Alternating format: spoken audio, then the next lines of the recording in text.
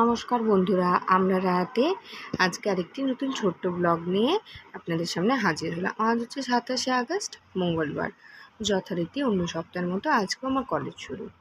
তাই জন্য সকালবেলাতে যে ডেলি ব্লগটা দেবো ভাবে সেটা তো আর সম্ভব হয়ে ওঠে না, কারণ কলেজ যেতে হয় এবং তার জন্য বেশ সাত সকালেই বেরোতে হয়। তো দৈনন্দিন পর্বের মধ্যে যেহেতু ভেবেছিলাম যে প্রত্যেক দিনই কিছু না কিছু দেবো, তাই মা ফোন করে বললো যে আজকে একটা অন্য ধরনের রেসিপি করব। সেটা হচ্ছে ওল কচুর ভর্তা। এমন কিছু কঠিন নয়, খুব সাধারণই, কিন্তু খেতে না খুব মুখরোচক। রুটি দিয়েও ভালো লাগবে, গরম ভাতে শুরুর পাতেও খুব ভালো লাগবে।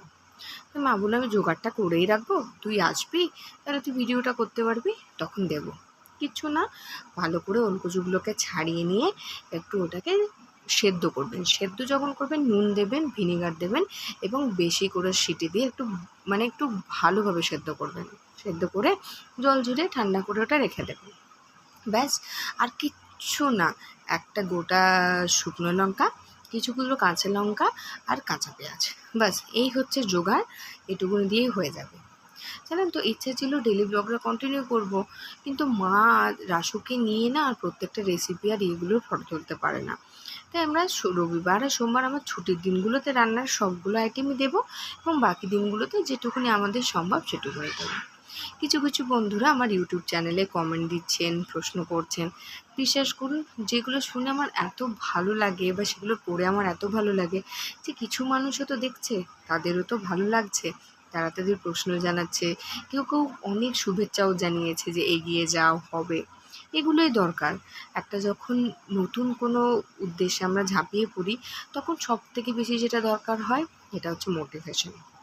তো যাই হোক, কিছু কিছু বন্ধুরা মোটিভেশন দিচ্ছেন, সেটা খুব ভালো লাগছে। যাই হোক, এবারে মা বললো যে যখনই কচুগুলোকে সে ঠান্ডা হয়ে যাবে একটা পাত্রে রাখবেন, তখন সেগুলোকে ভালো করে স্ম্যাশ করে নেবেন। একদম আলু সানার মতো একদম পুরোপুরি ছেনে নেবেন তা নয়, কিন্তু একটু হাতে করে করে চিপে চিপে স্ম্যাশ করে নেবেন। কেউ যদি চান এটাকে আরেকটু ভালো করতে, তাহলে গ্রেডারে গ্রেড করে নিতে পারেন, এটাও কিন্তু ভালো হয়। ঠিক আছে, সচরাচর আমি আমার বাপের বাড়িতে ওলকচু সেদ্ধটাই খেয়েছিলাম।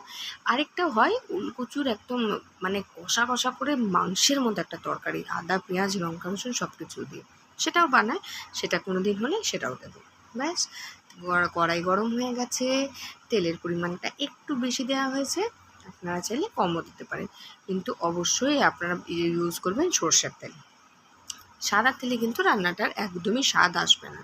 এবং একটা শুকনো লঙ্কা ফোড়ন দিয়ে দিয়েছে আমার। রাসু আজকে বাড়িতে অনেক পড়াশোনা করেছে, জানেন তো, দাদুর কাছে। দেখেও ভাল লাগে, আস্তে আস্তে লিখতেও শিখছে। দেখতে দেখতে ছেলেটা আমার বড় হয়ে গেল, বুঝতেই পারিনি। অর্ধেকটা সময় কাজেই ব্যস্ত রইলাম। যাই হোক, এবারে তেল গরম হয়ে গেছে, মা কাঁচা পেঁয়াজ আর লঙ্কাটা দিয়ে দিয়েছে। কাঁচা পেঁয়াজ আর লঙ্কাটা যখন ভাজবেন, চেষ্টা করবেন শুরুতেই নুন হলুদ চিনি এগুলো পরিমাণ মতো দিয়ে দেওয়া। শুকনো লঙ্কাটা তুলে নিল, আর শুকনো লঙ্কাটা কী করবে, ভালো করে স্ম্যাশ করে ওলটার সাথে মেখে নেবে। তাহলে একটু কালারটাও লাল লাল আসবে আর ঝালও হবে। আপনারা কেউ যদি ঝালের পরিমাণ বেশি খান তাহলে একটু বেশি দেবেন, কিন্তু এটাতে না আর কোনো রকম কোনো মশলা, ধনে গুঁড়ো জিরে গুঁড়ো কিচ্ছু দেবেন না। কিচ্ছু দিলে না ওলের অ্যাকচুয়াল স্বাদটা চলে যাবে। যখন পেঁয়াজটা লাল লাল করে ভাজা হয়ে আসবে, তখন ওলটাকে পুরোটাকে ওর মধ্যে দিয়ে দেবেন। হ্যাঁ, আমরা সব খাবারেই যেহেতু একটু চিনি দিই, তাই এটাতেও দিয়েছিলাম। আপনারা চাইলে দেবেন। আপনারা যদি চিনির অত স্বাদ পছন্দ না করেন তাহলে না দিলেও পারেন, এটা আপনাদের মধ্যে। তবে একটা কথা বলে রাখি, কেউ কেউ যদি চান তাহলে এর মধ্যে শুকনো একটু সর্ষেকে ভালো করে গ্রাইন্ড করে নেবেন, কালো সর্ষে হলেও হবে, এবং কালো সর্ষেটাকে ভালো করে গ্রাইন্ড করে শুকনো গ্রাইন্ড করবেন, জল দেবেন না, দিয়ে ওপরটাকে ছড়িয়ে দেবেন। ব্যাস, হয়ে গেল ভর্তা রেডি। আপনাদের আমার চ্যানেলটা কেমন লাগছে প্লিজ জানাবেন। যদি রেসিপিটা ভালো লাগে তাহলে একটা ছোট্ট করে লাইক কমেন্ট এবং শেয়ার করে জানাবেন। আর যদি পারেন তো আমাকেও কিছু মোটিভেট করার জন্য লিখে পাঠাবেন। এবং আরও যারা আছে তাদের প্রত্যেককে বলবো নতুন নতুন উদ্দেশ্যে ঝাঁপিয়ে পড়ুন, দেখুন ভালো লাগবে। আগে যেরকম রেগুলার প্রচুর প্রচুর আইটেম দিচ্ছিলাম, এখন আর সেটা হয়ে উঠছে না কাজের চাপে। দেখি আস্তে আস্তে আবার দেব। ইচ্ছা আছে আরেকটা নতুন চ্যানেল খোলার, আপনারা সঙ্গে থাকুন, তাহলে সেটাও হবে। যাই হোক, এটাকে ভালো করে এইভাবে নাড়তে থাকবেন এবং পেঁয়াজটা, লঙ্কাটা, তেলটা যেন কচুর মধ্যে ভালো করে মিশে যায় সেইভাবে চেষ্টা করতে থাকবেন।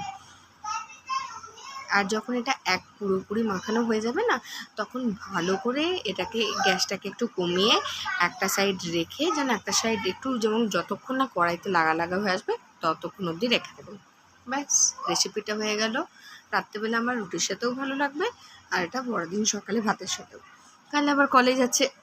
আজকের মতো এখানেই, আবার দেখা হবে একটা নতুন ব্লগে কালকে। ততক্ষণের জন্য বিদায় দিচ্ছি। ভালো থাকবেন, আসছি খুব তাড়াতাড়ি আবার।